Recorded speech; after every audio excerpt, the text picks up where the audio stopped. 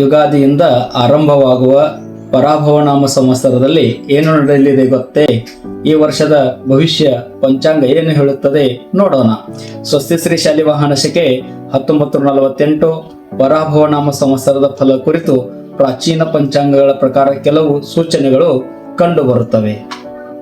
ಹೇಳುವುದಕ್ಕಿಂತ ಮುಂಚೆ ಇನ್ನೂ ಯಾರು ನನ್ನ ಪೇಜ್ ಫಾಲೋ ಮಾಡಿಲ್ಲ, ಫಾಲೋ ಮಾಡಿ. ನಿಮ್ಮ ಆತ್ಮೀಯರಿಗೂ ಕೂಡ ಈ ವಿಡಿಯೋ ಶೇರ್ ಮಾಡಿ.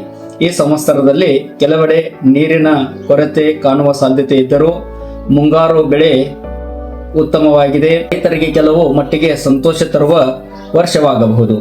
ಆದರೆ ಈ ಅವಧಿಯಲ್ಲಿ ಸಾಂಕ್ರಾಮಿಕ ರೋಗಗಳು ಹೆಚ್ಚುವ ಸಂಭವವಿದ್ದು ಜನರಲ್ಲಿ ಮನಸ್ತಾಪಗಳು, ಜಗಳಗಳು ಮತ್ತು ಕಲಹಗಳು ಹೆಚ್ಚಾಗುವ ಸಾಧ್ಯತೆ ಇದೆ ಎಂದು ಹೇಳಲಾಗಿದೆ.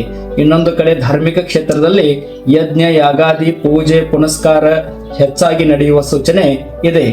ಧರ್ಮ ಕರ್ಮಗಳ ಮೂಲಕ ಜನರು ಶಾಂತಿಯನ್ನು ಹುಡುಕುವ ಕಾಲವೂ ಆಗಬಹುದು. ಕೆಲವೆಡೆ ಬೆಂಕಿ ಅಪಘಾತಗಳು, ಕಳ್ಳತನಗಳು ಹಾಗೂ ರೋಗ ರುಜಿನಗಳು ಜನತೆಗೆ ತೊಂದರೆ ಉಂಟಾಗುವ ಸಾಧ್ಯತೆಗಳನ್ನು ಶಾಸ್ತ್ರದಲ್ಲಿ ಸೂಚಿಸಲಾಗಿದೆ. ಆದರೆ ಪ್ರಕೃತಿಯ ದೃಷ್ಟಿಯಿಂದ ನೋಡಿದರೆ ಮಳೆ ಉತ್ತಮವಾಗುವ ಲಕ್ಷಣ ಕಾಣುತ್ತವೆ.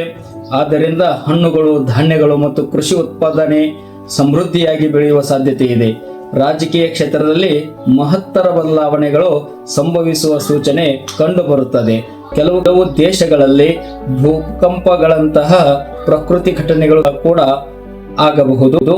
ಈ ವರ್ಷದಲ್ಲಿ ಪ್ರತಿಷ್ಠಿತ ವ್ಯಕ್ತಿಗಳಿಗೆ ಕೆಲ ವಿಘ್ನ ಸಂಕಟಗಳು ಎದುರಾಗುವ ಸಾಧ್ಯತೆ ಕೂಡ ಉಲ್ಲೇಖವಾಗಿದೆ.